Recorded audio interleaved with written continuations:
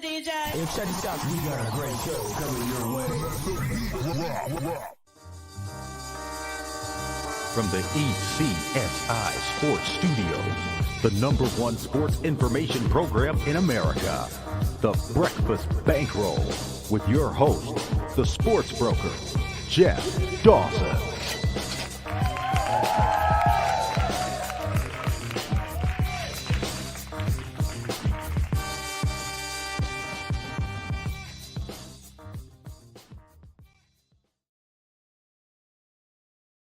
Good morning, sports fans from all around the globe. I am your host, Jeff Dawson, East Coast Sports Investors, and this is your Breakfast Bankroll for Tuesday, February 28, 2023, the last day of February. Tomorrow at this time, March 1st, March Madness, Selection Sunday. Let the games begin. Holy moly, it's here, and it's going to be a wild one this year. Glad, blessed, honored, all of the above, as our good friend and colleague, Mr. Julian Edlow, is back with us on his Tuesday spot. Earlier in the week, this huge storm coming, potentially 18 inches or more, and I think we got 3-4 inches of slush. He's further up north. He's got a little more, but we made it here. Internet a little sketchy, but I think we're going to muscle through this. So without further ado, let's bring him in, the one and only Mr. Julian Edlow. Not too bad. All slush, 2 or 3 inches, cleared the driveway in less than 30 minutes. Good news. I have to start by giving a shout out to a good friend here, VIP family member for a while now, Mr. TJ. Celebrating 32 years today. Happy birthday, young man. A long way to go. You haven't even started. I like to say I'm on the back nine. I've started. You haven't even hit the 5th or 6th, the hot dog hole, what I like to say. So happy birthday year. I don't think we talked. I know we haven't had a show in a couple of weeks. Correct me if I'm wrong. Did we talk since the All-Star break? No, right? I don't think so. So give me your All-Star weekend impressions. Obviously, Tatum goes up for 55. We got statues getting ready to be built, duck boats, parades, the whole 9 yards. Great performance, MVP. Thoughts on that? Meaningless. If it helps Tatum sell some shoes, I know he was debuting his first Jordan Tatum. Cool. If it gets him respect from, his fellow All-Stars and helps, build something in Boston, not that the Celtics are really in position to add much, then cool. But yeah, the All-Star game is at a point where it's meaningless. It's getting closer and closer to the Pro Bowl, and the Pro Bowl is now gone. So the All-Star game needs to go one of two directions. Like, they're going to get rid of it soon because it's just cardio and shooting, or they need to give some type of motivation to tighten it up, because when I was growing up, I know people say this for all the All-Star games. When I was growing up, the All-Star game was great. I went to the one in 2001 in DC. It went down to the wire. They were trying. Allen Iverson won the MVP. Like, it was a great game that I remember from my childhood. And those are gone. So yeah, either tighten it up, give some motivation to play hard. And it got there for a couple years with the Elam ending, hitting 24 points in the fourth quarter. We had a couple of good ones. I guess when the gap is too big going into the fourth quarter, it's lost. So got to find a way to tighten that up. But Saturday night was good. Dame Lillard hits a clutch 3 to win the 3-point shootout. And Mac McClung actually did some dunks that we haven't seen before after the dunk contest was as good as dead for a few years. So Saturday night trending up, Sunday trending down. I think you nailed it with the Pro Bowl, and that's exactly what I was thinking of. I'll date myself, late 80s, early 90s, up in school in Bridgewater. I mean, we had 20 deep watching Jordan, Dominique, watching the 3-point contest. It was must-watch TV. And then, we changing of the guard. It was still fun to watch, must-watch TV. Then they get away from the East meets West. And again, you know what I really remember is when Kyrie was with us and in the hallway with KD planning their next move. And a lot of these stars are there for the weekend just to plan their next moves, almost like a marketing weekend. And I say this way, Julian, unfortunately, the inmates are running the asylum in the NBA. They kind of get what they want when they want, it seems. Yeah, it's definitely part of it is a social event, almost like a mid-season conference of sorts. But at this point, at least it's after the trade deadline, so you can't really, there's been some All-Star weekends that have come before the trade deadline, so at least you can't really work against the deal. But yeah, you can talk about the offseason, the way that Kyrie was pitching it to Durant. I don't necessarily mind the celebration of the weekend. That's fine, especially if the Saturday night was as good as it was this past time around. It's not like it was the best, but it was watchable. And it's really just the Sunday game itself that I think needs fixing if we get the type of Saturday night that we got this time around. I'm gonna stay with the Celtics for a few minutes. An amazing game in Philly where Tatum nails the three, and then Embiid comes a quarter of a second from a three-quarter court to send it to overtime. They head to MSG, no Jaylen Brown. The number smelled 2.5. It was one of these, we're getting to that 22 games left in the season where the Celtics have been the hunted all season. They've had the bullseye. They were caught last night with the Bucks. Knicks go on to win. Jason gets thrown out. A little kind of a little jab on Twitter. That's what I get for fouling LeBron. Listen, I a season ticket holder. I'll be going Wednesday, and we'll be going up to see the Cavs. A good friend of mine, season ticket holder. He says, you got to go to this game. So I'm going. But he's talking about the refs, and I can't get into the ref game. I can't get in the drama game. Listen, you've won a bazillion games. You were the one all season long. Well, we only got 20 games to go. We need this number one seed. Can you explain to everyone out there? Give me how you watch these games, how you think about these games. I mean, we have money on these games. You got props on these games as well. You're a season ticket holder. How do you watch these games? That Monday in New York was a flat spot for the Celtics. Correct.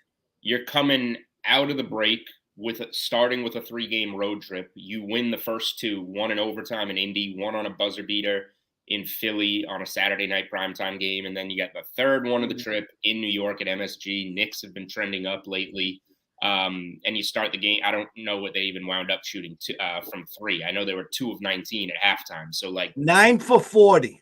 Sure, 9 for 40, better than they improved. But yeah, when you're missing that many shots and you're in a tough spot to begin with, bigger game for the Knicks than you.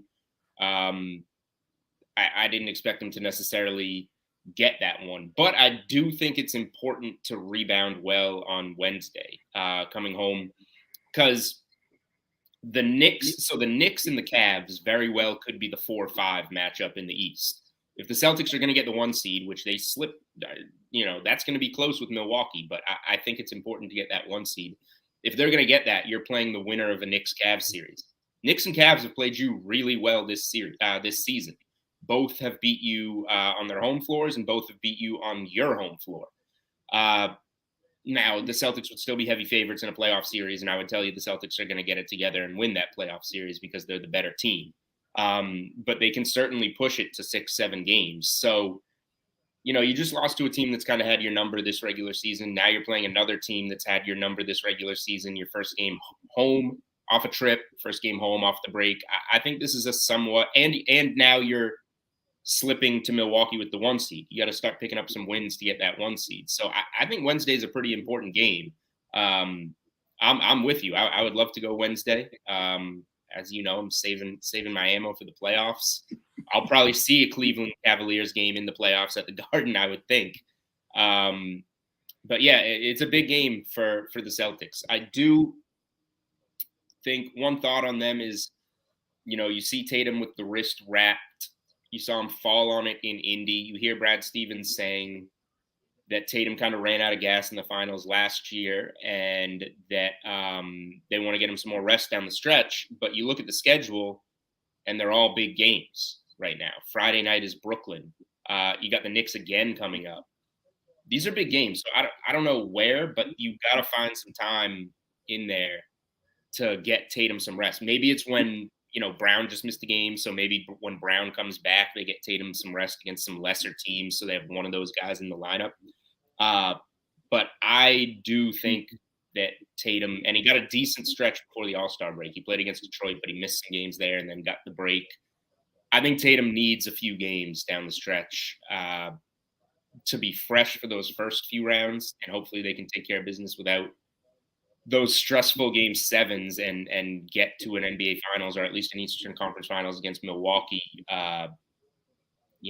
healthy or refreshed, whatever word you want to use. You want Tatum to be able to not run out of gas like he did last season. Is the one spot a must? In other words, do you want to fight the opportunity of Jason getting dinged up, Jalen getting dinged up, someone getting dinged up to try to get that one? I mean, we beat them Bucks before. I know it's great to have the one seed. I trust me, that seventh game at home is a big difference in the seventh game on the road. Especially the fact that you've had it all year. Are we starting to get a little nervous here? I mean, are you going to push all in here, Julian? Well, I think that they can do both, honestly, because of their depth. Play Tatum and Brown when available against the better teams. And when you have some lesser teams on the schedule, which comes more, they have some big games coming up, and then the schedule eases up a little bit. Once you get to that point where it eases up a little bit, when you sit a Tatum or a Brown, you can fill those 35 to 40 minutes with Brogdon, Derek White, Marcus Smart. Those guys, if White and Brogdon each pick up an extra 10 minutes off the bench, 5 minutes to Hauser or whatever, I just think you have the depth to fill those minutes very easily. It's not like you need to play somebody that you don't trust with those minutes. So if you're playing and I don't even have the schedule in front of me, whatever, you're playing a Charlotte Hornets or whatever, give Tatum a night off. Like Derek White and Malcolm Brogdon are playing fantastic. Your backup backcourt would start for 25 teams in the NBA. Use those guys and give them the extra minutes that they haven't gotten all year, and you'll be fine. We just saw, not that this is how it would go every time, but we just saw the full Celtics bench take the Milwaukee starters to overtime on the road. If you're filling one game against a lesser team for Tatum, filling those minutes with 80% Brogdon and White, you should be fine. If you lose that game, you probably would have lost it anyway. I'm not a chalk guy, and I just saw a couple days ago, and I said this to a few of my peoples that I reached out to. Free bingo square, Brogdon minus 175, 6-man award. I don't know if it's free bingo square because I don't know if he's taken the award necessarily. But nobody else is popping. Like Westbrook was the odds-on favorite forever, and we saw from the voters that he wasn't going to get it, and now he's traded and starting. It's not going to be him. Portis gets hurt. Christian Wood gets hurt. Tyrese Maxey is working on it, but he started the year as a starter.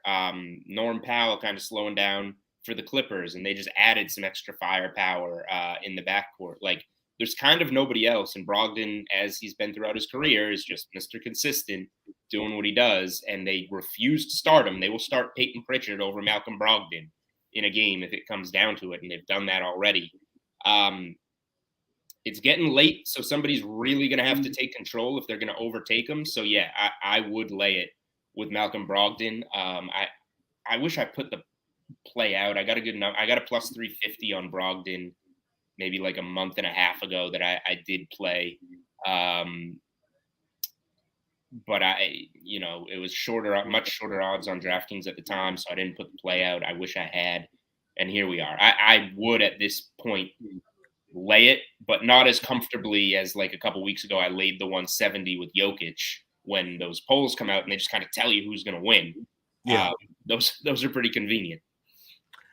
I will spend a couple quick seconds on the Patriots. This is just typical Patriots, of course.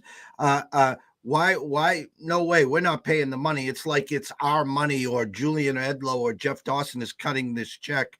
And the Patriots way is they draft you, they give you the playbook, and this is how you can be a perfect Patriot. Well, Jacoby Myers has been a perfect Patriot, and now it's time to get paid. And of course, they're comparing his contract to potentially what Christian Kirk got. Does Christian Kirk deserve what he got? Absolutely not, but he got paid. Is Jacoby Myers? Everyone wants to put him into that 10 to 14 per. He's not going to get that. He's going to get that 15 to 18 per. There's ways to shape that the correct way. Look at Mac's numbers with Jacoby and without Jacoby. Now we're adding Bill O'Brien. Julian Edlow, are you paying Jacoby, yes or no? And what do you think the Patriots are going to do? What do I think the Patriots are going to do is a much different question. I think that they're going to cheap out and wind up with someone that we're not excited about as Patriots fans. The way I would look at it, if Jacoby Myers is going to be expensive, I would rather find a way to get a true number one. If you can get a DeAndre Hopkins and pay $10 million more, get a DeAndre Hopkins and pay $10 million more, or whatever that insert wide receiver one name here. But Hopkins would be tremendous. If they're not going to do that, I would take Myers back because I think he's a serviceable player and would do a good job. But he would be overpaid, so I wouldn't be too mad if they let him go. But there's some decent receivers in this draft too. Unfortunately, they probably need to use a higher pick on like O-line. But if you're looking at like a Jackson Smith and Jigba from Ohio State, he wasn't healthy all year. The verdict's kind of down on him. The last time we saw him play healthy, he had like 20 catches for 300 yards, whatever it was, against Utah in the Rose Bowl. I would love to get a top flight receiver out of the draft. I would love to make a DeAndre Hopkins trade. We'll see if they actually do it. We'll see if they actually pay Myers what market goes to. I feel like they won't. But if Myers leaves and you get like a DeAndre Hopkins or draft a first round receiver, the whole Kendrick Bourne thing, like that was arguments with Patricia, who now, by the way, is going to Denver apparently in some advisor role for the defense.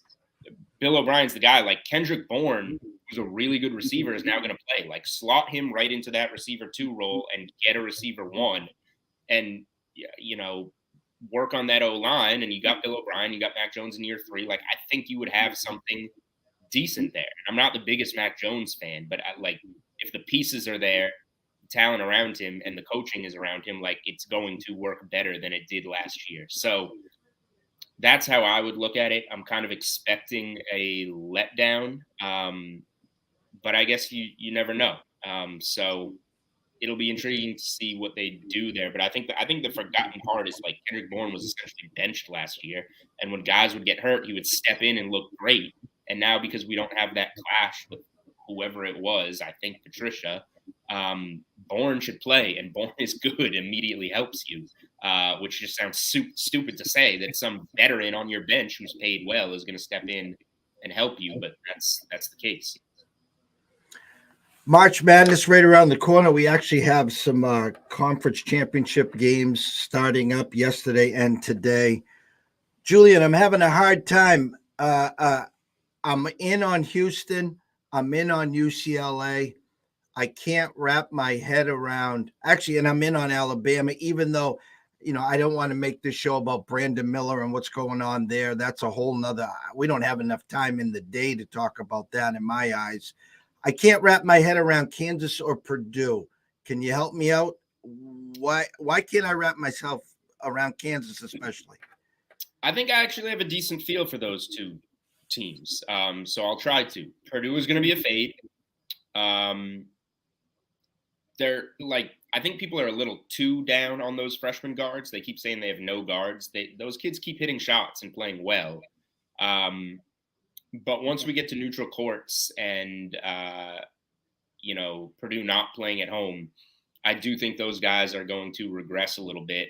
And then you're playing strictly off Edey, which I don't think works in these type of tournaments. So I think Purdue is not going to win the Big Ten tournament. I like Indiana. Indiana has their number. I know it's hard to beat a team 3 times, and I was not expecting Indiana to win that game outright on Saturday.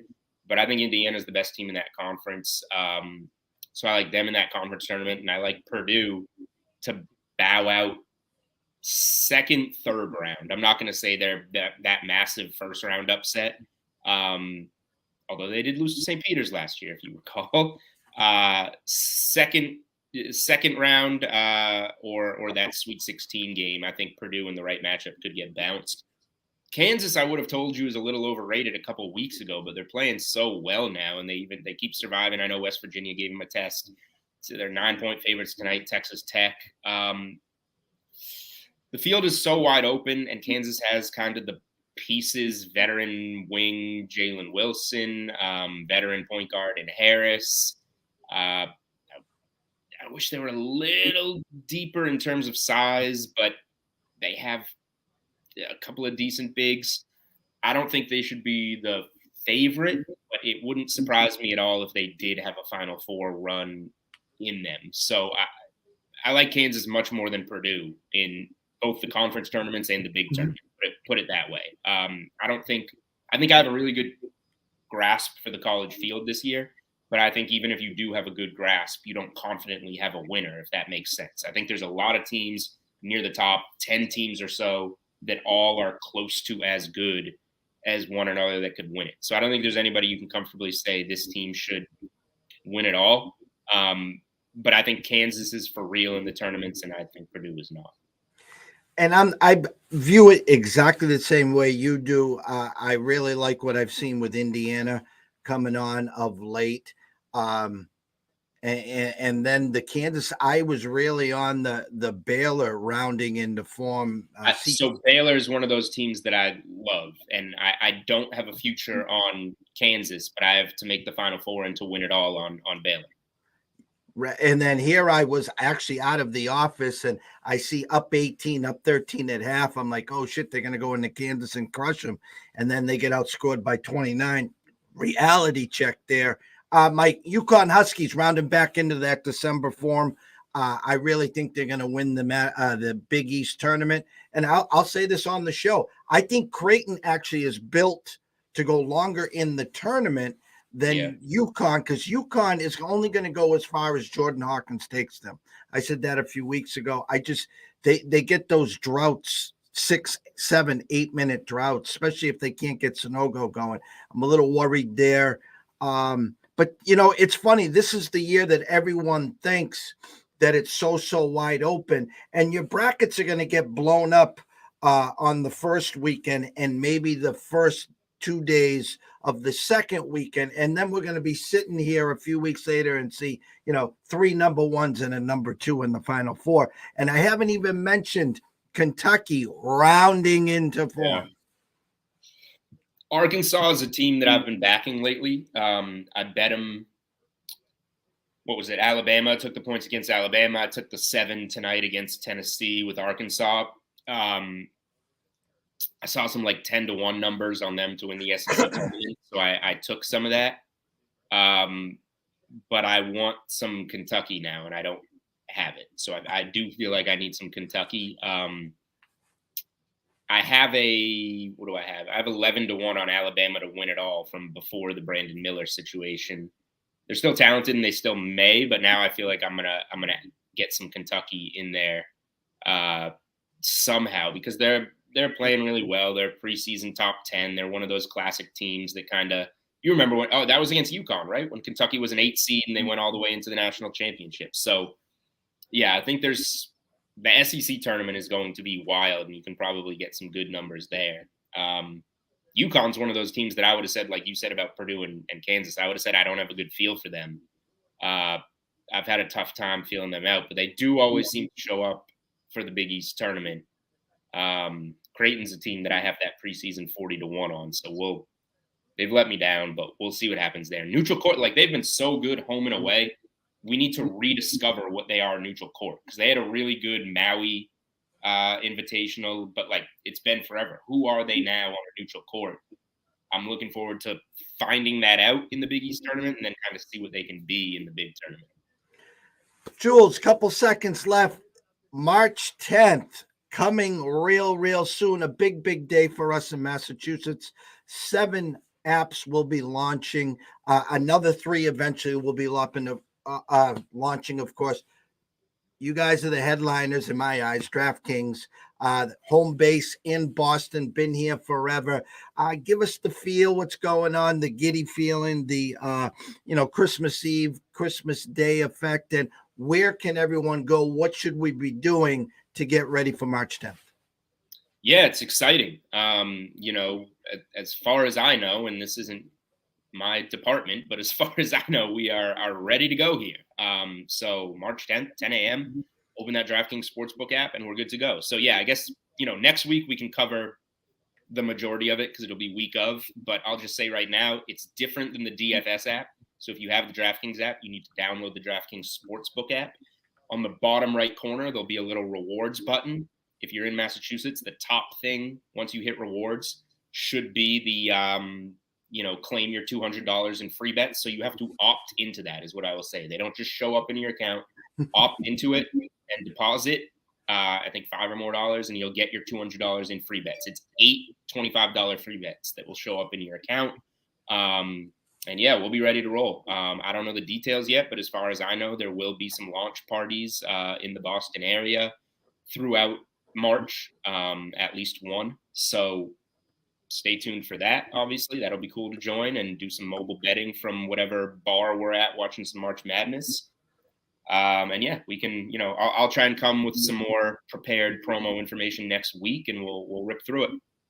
All right, Jules, always a pleasure. Thank you. Can't wait for next Tuesday. We'll be talking throughout the week, and keep us on speed dial on those big promos and stuff for DraftKings. We'll be pumping them. All right, will do. Thank you, Jeff. Take care, Julian. The one and only Julian Edlow at Julian Edlow at DraftKings, at DK Sportsbook, at DK Live, and the Unreasonable Odds podcast. Thank you, everyone here. If you're not subscribed, do us a favor. Jump on over to our YouTube page at East Coast Sports Investors. Hit the subscribe button. It's free. It's free. It doesn't cost you a penny. And tell a friend. Busy times here for ECSI and the ECSI Media Group, as we got some heavy hitters coming in, not just for debut appearances, but for weekly regular appearances where we're going to just blow this market away. So from myself, Jeff Dawson at EC Sports Invest, from the one and only Julian Edlow at Julian Edlow at DraftKings, we wish everyone a great morning. Locals, take it slow out there. Be safe. It's still a little icy. And we'll see you soon.